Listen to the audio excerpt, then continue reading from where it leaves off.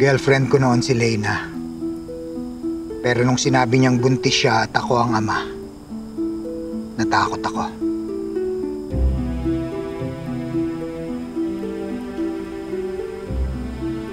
Kahit hindi plinano, blessing yan, Franco. Nabuo ang bata dahil sa pagmamahalan.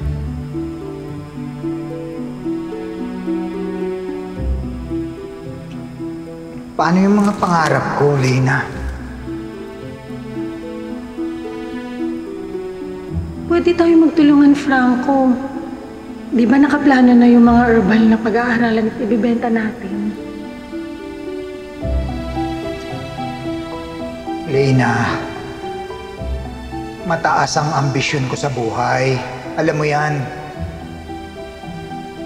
Kapag hindi ko naabot yung mga gusto kong mangyari, sa'yo at sa batang yan, ibubunton ko yung galit ko.